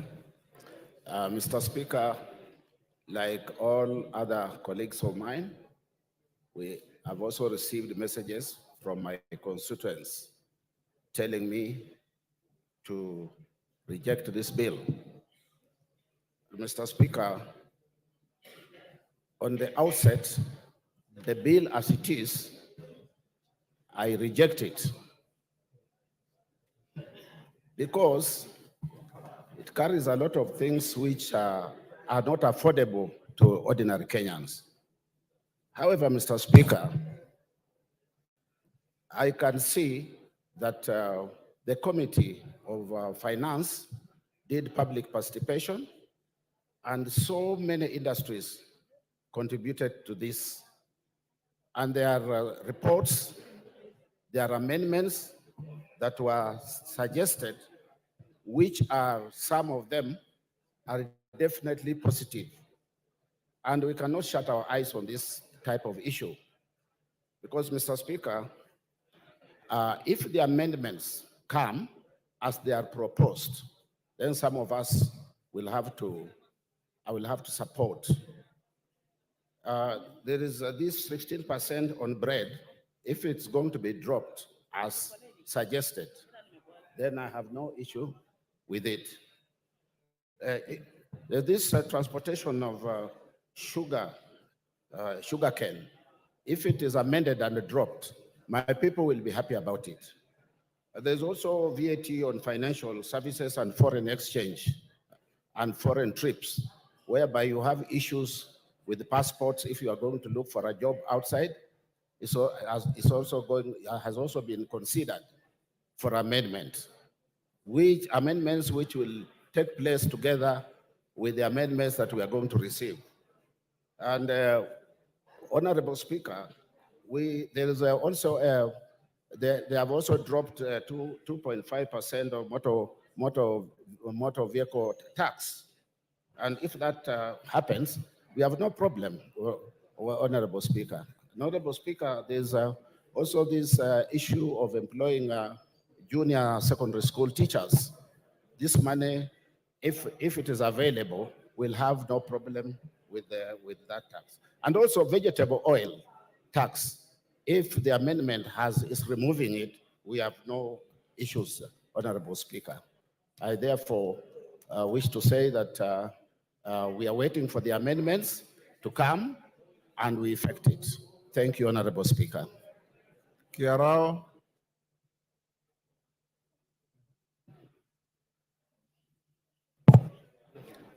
Thank you, Honorable Speaker, for giving me this opportunity to air my views in regard to this Finance Bill 2024.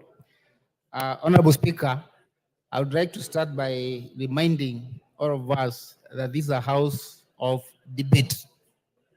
Honorable Speaker, I think it is our noble responsibility to articulate and look in with a microscopic eye all issues in front of us with the sole purpose of coming up with a data or a document which is favorable to our nation and the people who have sent us here. Honorable Speaker, I must say there is one issue I've been listening since yesterday to the various views by members. And I must say, Honorable Speaker, I'm one person who will say the initial draft actually was very wanting. It had very many negative issues, but I must commend the Committee of Finance and National Planning for executing its mandate and fine-tuning this document. And more so, on the same note, I would want to commend the committee for listening to the people and acknowledging the importance of public participation, because most of the issues which were raised through the public participation have been addressed. And on that note, Mr. Speaker, sir, I would like to say I come from an agricultural area. And just to point but a few, considering Nyandarua County, where I come from, there is one issue which had very adverse negative effect, which was in the initial draft, that is touching on the issue of potatoes, the eggs, and all those things have been removed since. Honorable Speaker, I would like to say, and I think this is very important to all the members who are here. Honorable Speaker, on the issue, I can see my time is off. Thank you, Honorable Speaker.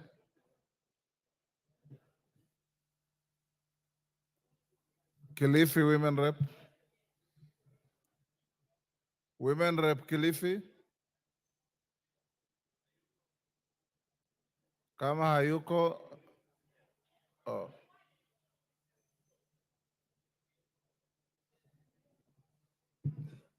Give her the mic.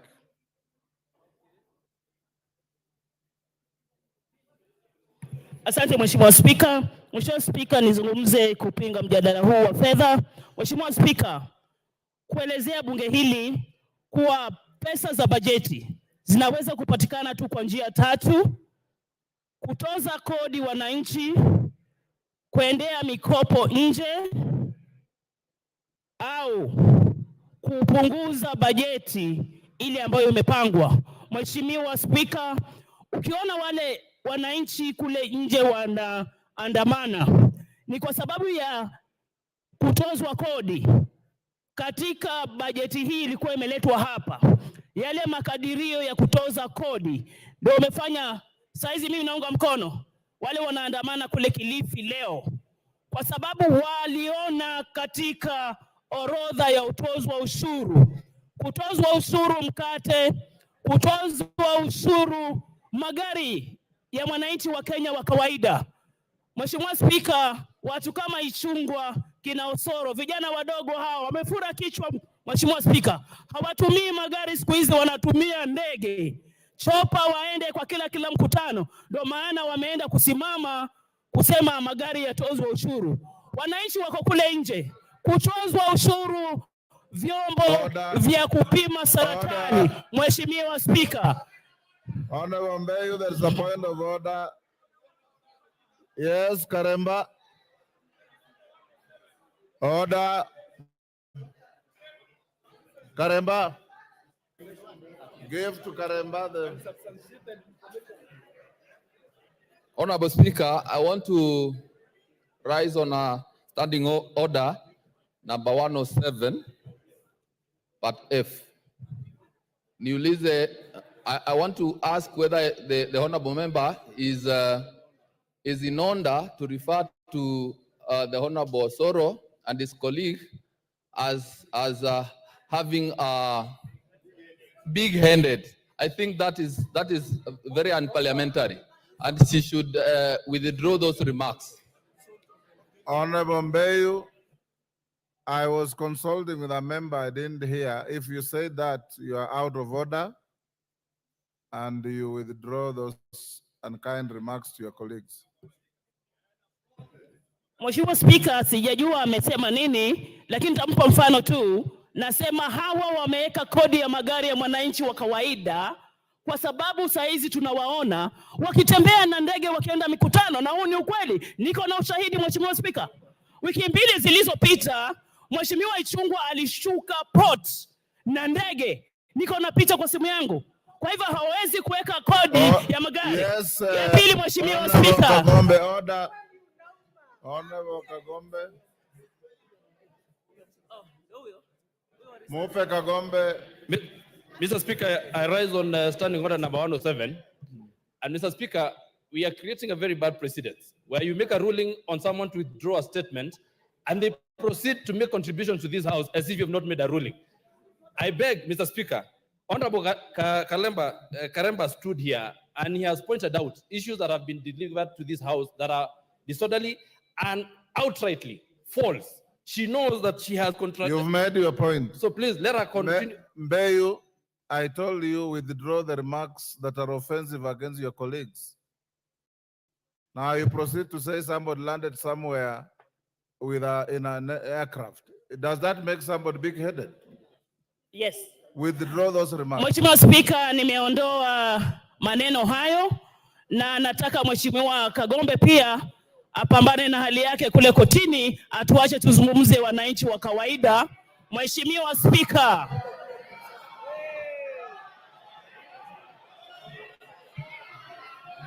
Order.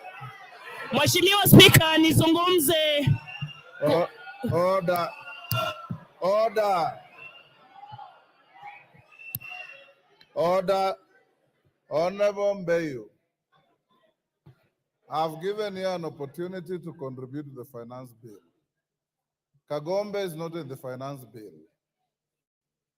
And you are out of, can you take your seat? Don't be excited unnecessarily, because you are about number 150 member to contribute to this bill. And you've been sitting here seeing how members who are even more senior than yourself have been conducting themselves. Don't excite the House, don't get excited, contribute on the bill. Asante Mheshimiwa Spika, tukiona katika ile bajeti watu wakiandamana, vyombo vya kupima saratani katika hospitali yetu vinaenda kutozwa kodi. Yale mambo ambayo yaliwekwa katika bajeti hii, katika mswada huu ndio nayazungumzia. Wakituambia ati wametoa.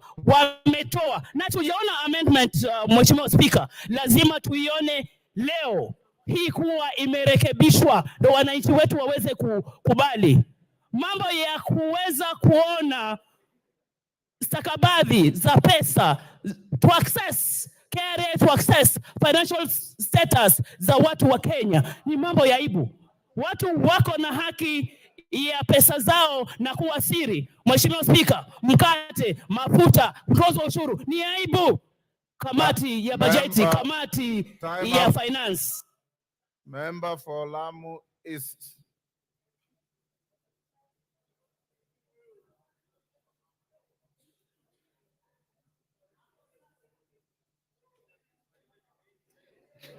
Asante Bwana Spika kunipatia nafasi nami nipate fursa ya kuchangia. Naunga mkono mswada huu wa fedha. Bwana Spika, katika mswada huu wa fedha nina imani kwamba Lamu Mashariki itaunganishwa na Wakenya wengine, kwa sababu hivi sasa kutoka tupate uhuru mpaka sasa Lamu Mashariki iko kivyake, haijaunganishwa na Wakenya. Lamu Mashariki tunajua constituency yote, eneo bunge lote, hakuna hata inchi moja ya lami, hakuna hata inchi moja ya gridi ya kitaifa.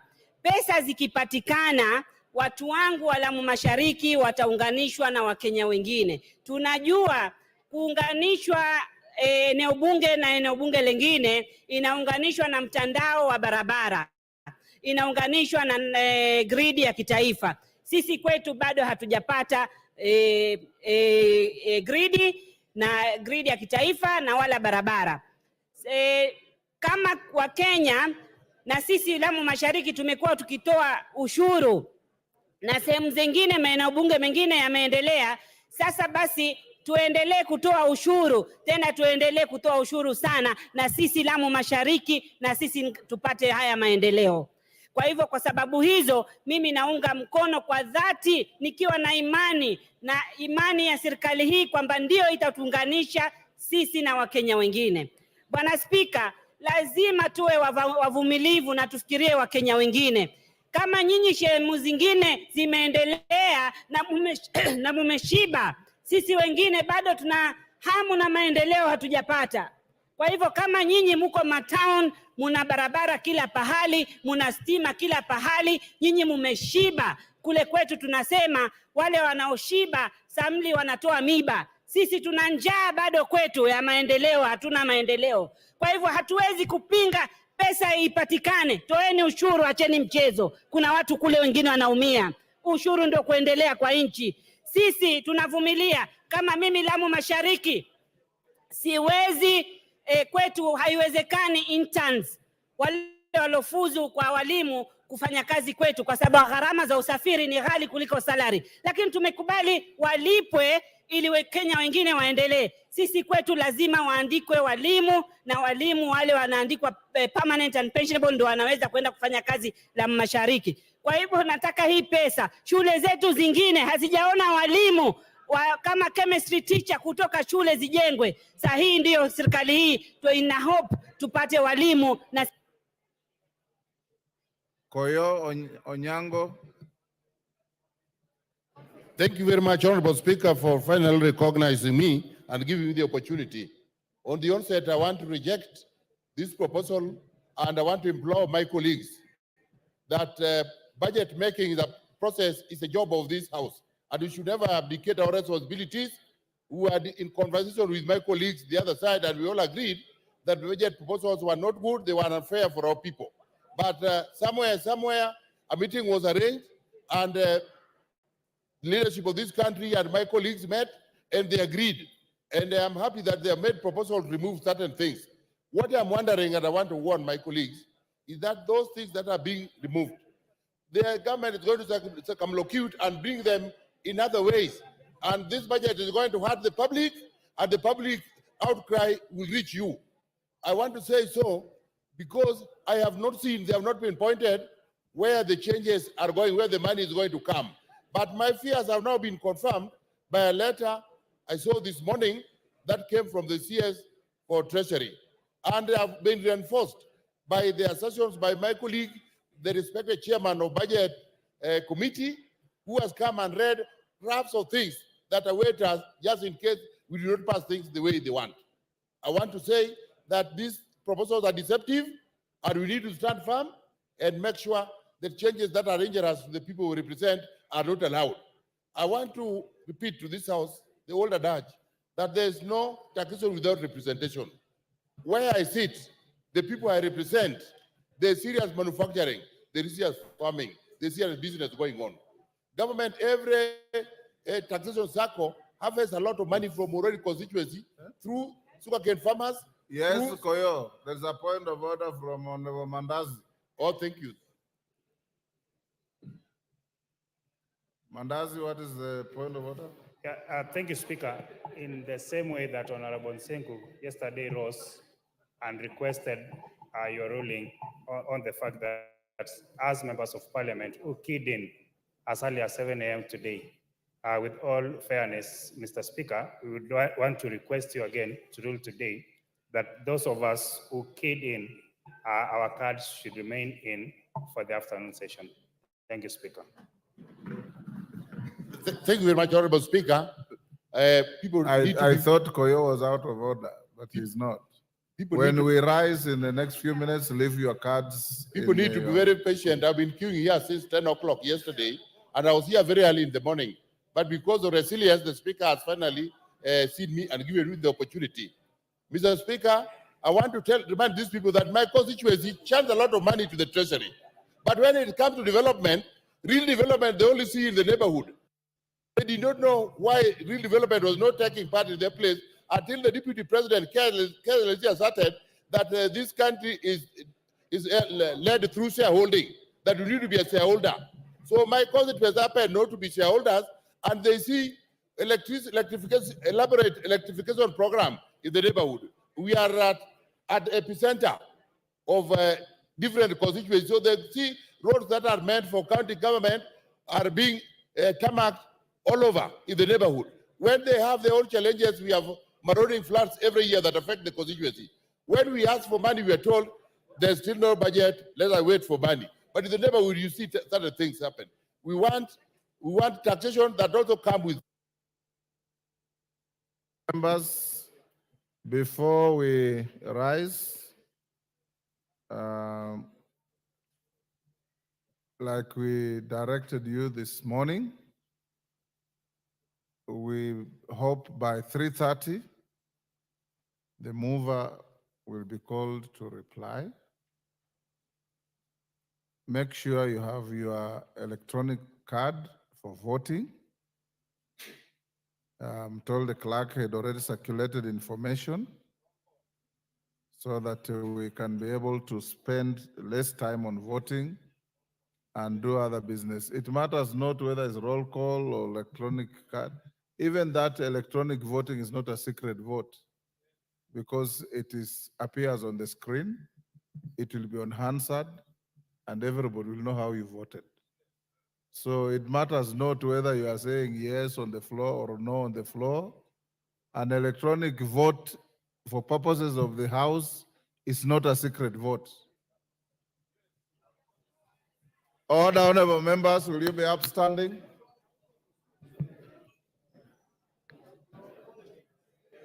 Order, be upstanding, Honorable Ngeleche. Honorable members, it's now 1:01, and the House stands adjourned until 2:30 this afternoon.